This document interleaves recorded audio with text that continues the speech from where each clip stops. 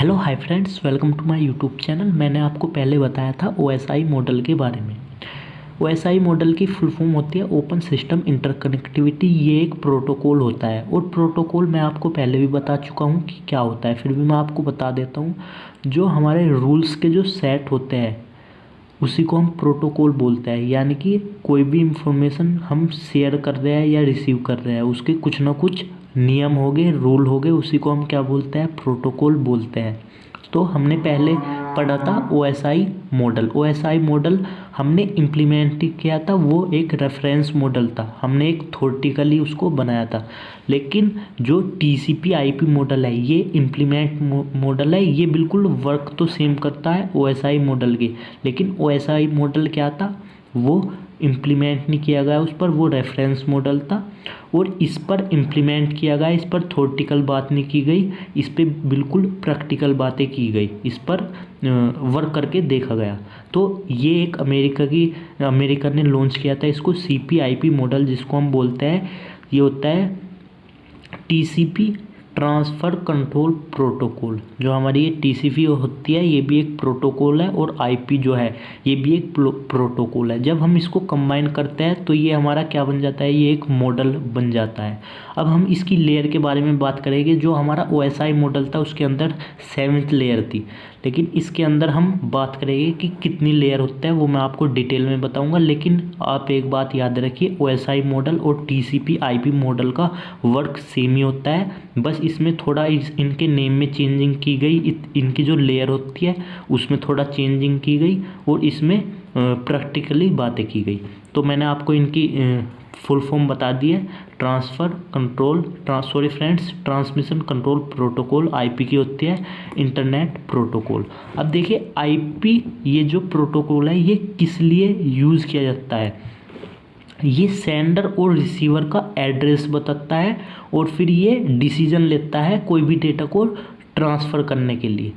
यहाँ पे है ना IP work based on sender and receiver address. ये सेंडर और रिसीवर के एड्रेस के बेस पर वर्क करता है एंड टेक डिसीजन लेता है ट्रांसमिटेड डेटा पाथ की, मुझको कौन से पाथ से डेटा को ट्रांसफ़र करना है, ठीक है, कौन से पाथ से या कहाँ पर ट्रांसफ़र करना है। यानी कि इसकी वजह से हमको लोकेशन मिल जाती है कि हमको डेटा कहाँ पर और कहाँ से सेंड करना है, ठीक है। और जो हमारा TCP होता है, ट्रांसमिशन कंट्रोल प्रोटोकॉल, ये प्रोवाइड एक्नॉलेजमेंट और डेटा सीक्वेंस। जो हमारे डेटा होते हैं, जो बिट्स होते हैं 0 1 1 0, ये उनको सीक्वेंस में लाता है, ठीक है, जिससे कि हमारा रिसीवर प्रॉपरली समझ सके। अब देख लेते हैं the protocol that makes up TCP/IP defined how the data transmitted across a network. देखिए ये जो हमारा प्रोटोकॉल है, ये जो प्रोटोकॉल बनाया गया है ये इसी वजह से बनाया गया है। इसमें हम देखते हैं कि जो हमारा डेटा है उसको कैसे ट्रांसमिट करना है किसी नेटवर्क में, ठीक है। आप इस वीडियो को पूरा देखिए, आपको अच्छे से समझ में आएगा कि ये होता क्या है, एक्चुअली ये वर्क कैसे करता है, ठीक है। तो हम आगे देख लेते हैं।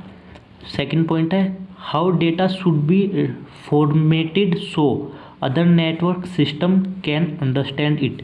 ये जो हमारा मॉडल है हम इसमें ये भी देखते हैं कि हमारा डेटा किस फॉर्मेट में होना चाहिए, कैसे फॉर्मेट में होना चाहिए, जिससे कि हमारा जो अदर नेटवर्क है उसको आसानी से समझ सके। भाई यहाँ पे सेंडर है, यहाँ पे रिसीवर है, इसने यहाँ पे डेटा को सेंड कर दिया, तो हम ये भी देखते हैं जो हमारा ये रिसीवर है ये इस डेटा को कैसे इजीली समझ सके, ठीक है, कोई गलत इन्फॉर्मेशन इसके पास ना पहुंच सके। जो हमने यहाँ पे इन्फॉर्मेशन दी, जैसे हमने 0 1 0 1 दिया, तो इसको भी यहाँ पे यही मिल जाए, यहाँ पे कुछ चेंजिंग ना हो, जिससे कि और ये आसानी से समझ सके।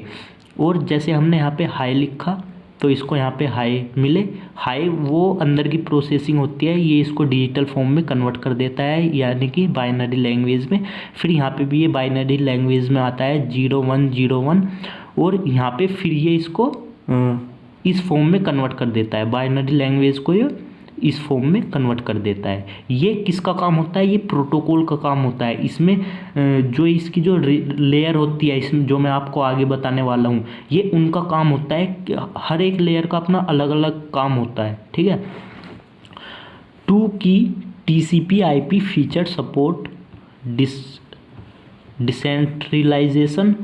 तो हमने इसमें फ्रेंड्स क्या देखा, इसके जो सपोर्ट्स है, इसमें जो फीचर दिए गए हैं वो बहुत अच्छे दिए गए हैं। अब हम देख लेते हैं इसके जो TCP/IP फीचर है वो क्या है, ये किन चीज़ों को सपोर्ट करता है। देखिए, एंड नोट वेरिफिकेशन, ये हमको बताता है एड्रेस, जो हमारे सेंडर होते हैं और रिसीवर होते हैं, ये उनका एड्रेस बताता है। यानी कि ये एक तरीके के लिए प्राइवेसी और सिक्योरिटी के लिए यूज़ किया जाता है। इसका यही एक बहुत ज़्यादा एडवांटेज है। The two end point of any data, 2 point का मतलब है एक सेंडर होगा एक रिसीवर होगा, उनका जो एड्रेस होगा, data transfer R responsible for make sure it was successful. तो ये क्या होगा, हमारा डेटा सक्सेसफुल हो जाता है जब हमें रिसीवर और सेंडर का एड्रेस का पता चलता है, तो वो उसको ट्रांसफ़र कर देता है। और यही जो हमारा ये एंड नोड वेरिफिकेशन जो मैं आपको बता रहा हूँ, यही रेस्पॉन्सिबल होता है हमें एक जगह से दूसरी जगह डेटा को सेंड करने के लिए, बिल्कुल सिक्योर सेंड होए और उस पर प्राइवेसी रहे, किसी को उस डेटा का पता ना चल सके। यानी कि ये हैकिंग से हमको बचाता है। अब देख लेते हैं डायनेमिक राउटिंग। इसने फर्स्ट सपोर्ट क्या किया, एंड नोट वेरिफिकेशन, यानी कि इसने हमको प्राइवेसी रखी है हमारी बातें जो भी हम कम्युनिकेट कर रहे हैं, किसकी वजह से, TCP/IP फीचर, इसके ये फीचर है। और दूसरा फीचर इसका क्या है, dynamic routing. End nodes can transfer data over multiple paths and the network chooses the best path for individual data transfer. देखिए फ्रेंड्स, ये हमको ये बताता है कि हमें कोई भी डेटा, जैसे ये यहाँ पे रिसीवर है, ये यहाँ पे सेंडर है, यहाँ पे रिसीवर है, ये यहाँ पे सेंडर है। अब इसके बहुत सारे रास्ते हैं, एक ये है, एक ये है, एक ये थोड़ा घूमता हुआ है, ये ऐसे। तो ये हमको ये बताता है कि मुझे अब कौन से रास्ते से जाना है, ये डिसीजन लेता है। हमको यहाँ पे क्या पता चल गया, एड्रेस पता चल गया।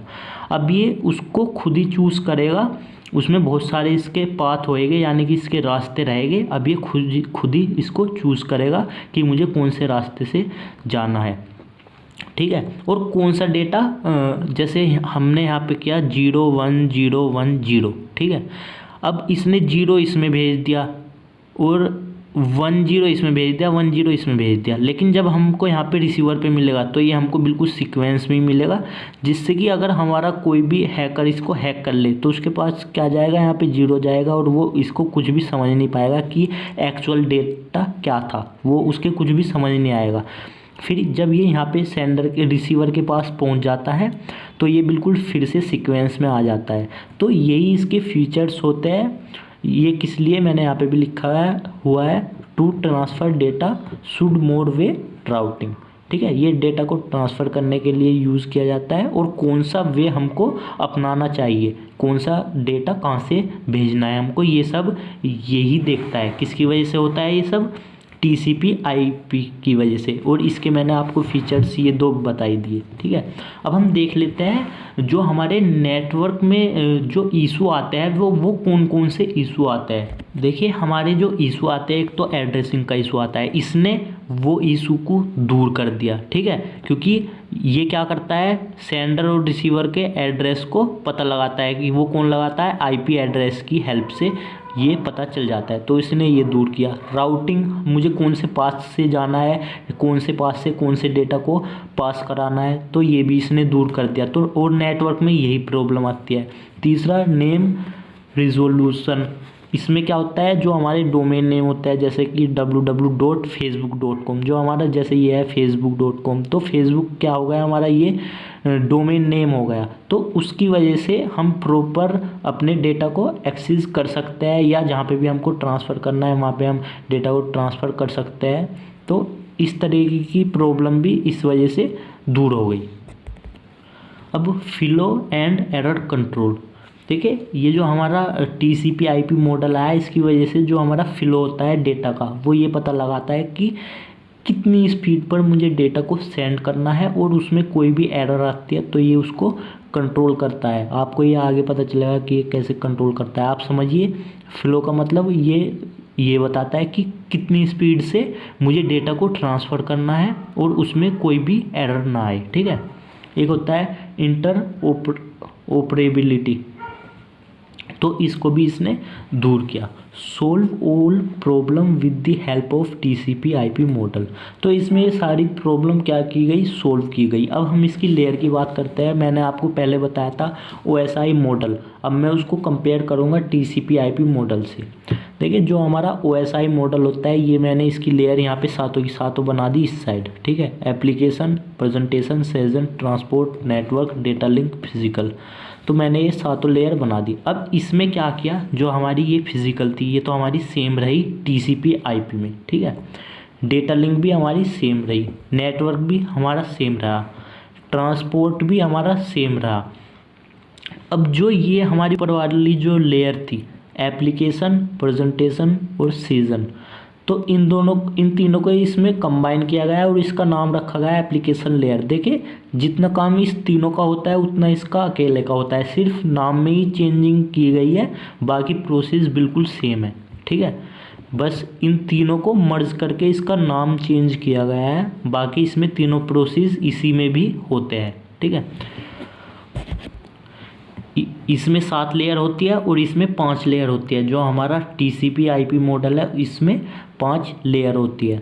और ये कहाँ पे वर्क करती है, टीसीपी आईपी, जो हमारी टीसीपी होती है ये यहाँ पे वर्क करता है ट्रांसपोर्ट पे। टीसीपी, यूडीपी और एससीटीपी ये हमारे प्रोटोकॉल्स होते हैं। ये आपको आगे पता चलेगा कि क्या होता है, बस आप अभी इसको समझ लीजिए। और यहाँ पे आईपी होता है, जो हमारा नेटवर्क होता है यही यहाँ पे डिसीजन लेता है कि भाई ये यहीं पे पता चलता है उसके एड्रेस के बारे में कि हमारा सेंडर और रिसीवर का क्या एड्रेस है, हमें कहाँ पे डेटा भेजना है। तो इसी वाले सेक्शन में हमको पता चलता है, या मैं बोल सकता हूँ इसी वाली लेयर पे हमको पता चलता है, ठीक है। और मैंने आपको बताया था जो हमारा ओएसआई मॉडल होता है ये रेफरेंस मॉडल होता है, ये कभी भी इम्प्लीमेंट नहीं किया गया है। लेकिन जो हमारा ये है टीसीपी आईपी मॉडल, ये इम्प्लीमेंट मॉडल है, इस पर इम्प्लीमेंट किया गया। अब देख लेते हैं जो हमारा टीसीपी और यूडीपी होता है, यहाँ पे है ना टीसीपी और यूडीपी, टीसीपी तो है यहाँ पे और यूडीपी, इसकी फुल फॉर्म होती है यूज़र डेटाग्राम प्रोटोकॉल, ठीक है।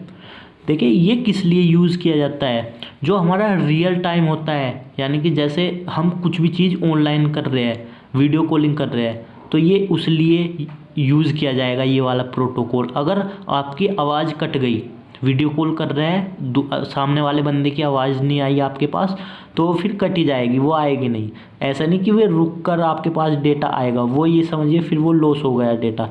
आप कुछ भी चीज़ वॉच कर रहे हैं, देख रहे हैं, तो वो गया तो गया। तो ये किस पे वर्क करता है, यूडीपी पर। जैसा आपका टाटा स्काई का डिश है या डिश टीवी है, आप उस पर कोई भी चैनल देख रहे हैं, तो वो उसी टाइम आएगा जो भी उसका टाइम होगा, ठीक है। कोई भी सीरियल है वो 8 बजे आता है तो वो 8 बजे आएगा। अगर आपने 8:15 पे टीवी को ऑन किया तो 8 बजे वाला नहीं आएगा, उस पर आगे ही चलता रहेगा, ठीक है। तो ये कभी भी रुकता नहीं है, ये प्रोसेसिंग वीडियो कॉलिंग हो रही है या कुछ भी हो रहा है ये नहीं रुकेगा।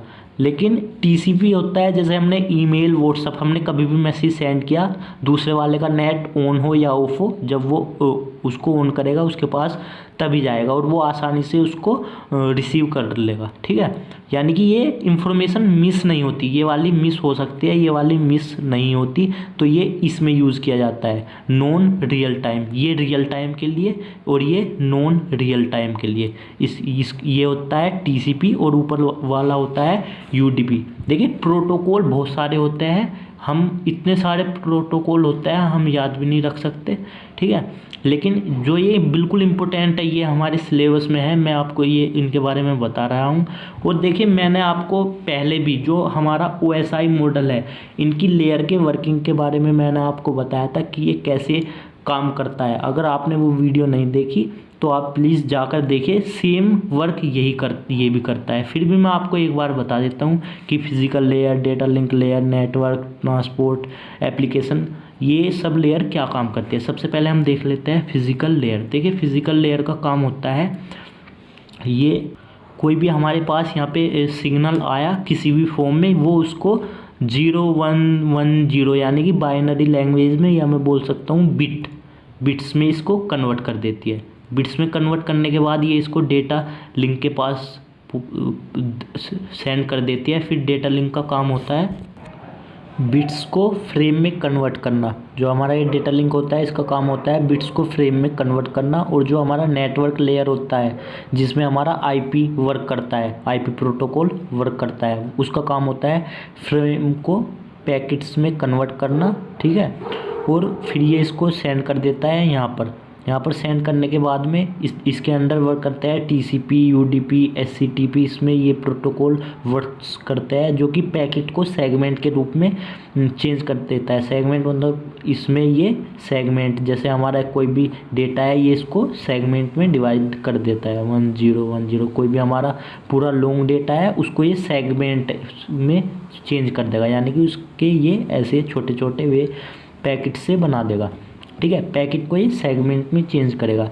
फिर जो हमारा एप्लीकेशन का वर्क होता है वो यही वर्क होता है जो इन तीनों लेयर का होता है, बस ये इसको कंबाइन किया गया है। इसमें डुप्लीकेशन को देखा जाएगा कि कोई भी हमारे पास यहाँ पे इंफॉर्मेशन आई तो ये फिर जो हमारा ये रिसीवर साइड हो गया ये सोचो, और जो दूसरे वाला है वो सेंडर साइड है, तो ये सेंडर साइड के पास जाएगा कि अभी मेरे पास वो इसको इन्फॉर्म कर देगा कि मेरे पास 0101 डेटा आया है। लेकिन सेंडर ने क्या किया था, 01001 सेंड किया था, लेकिन इसके पास ये आया है, तो यहाँ पे 0 क्या है, मिसिंग हो गई।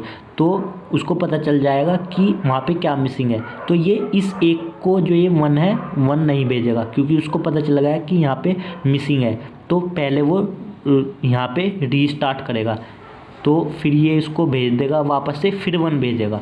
तो ऐसे ही यहाँ पे प्रॉपर डेटा यहाँ पे मिल जाता है रिसीवर की साइड में। फिर ये इसको इनक्रिप्ट कर देगा। इनक्रिप्ट करने के बाद में ये यहाँ पे यूज़र से कनेक्ट होती है एप्लीकेशन लेयर जो होती है। जैसे कि हम कोई भी एप्लीकेशन यूज़ कर रहे हैं तो वो कनेक्ट किससे है, यहाँ पे यूज़र ही तो कंट्रोल कर रहा है उसको, तो एक्चुअल इन्फॉर्मेशन यूज़र के पास चली जाती है। तो ये ऐसे वर्क करती है। आई होप फ्रेंड्स आपको अच्छे से समझ में आई होगी। प्लीज़ मेरे चैनल को लाइक कीजिए और सब्सक्राइब कीजिए और बेल आइकन को प्रेस कीजिए, जिससे कि मेरी वीडियो के नोटिफिकेशन आपको प्रॉपरली टाइम से मिलते रहे। सॉरी फ्रेंड्स, बाहर बहुत ज़्यादा शोर हो रहा है, उसके लिए सॉरी। Thank you.